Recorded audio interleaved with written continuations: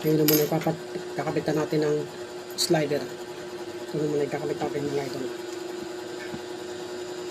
Kung sa nirepair natin na kinapit natin na zipper. Kapitan natin ng slider. Ngayon naman yung pagpapalitin mga idol. Suksok lang natin yan. Tulak. O ayan mga idol. Okay na. Kabila naman mga idol. Yung ating papalitan.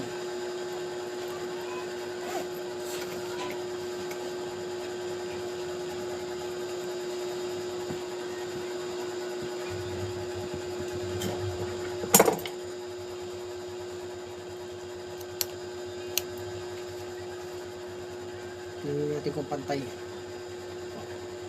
Pantayin muna natin.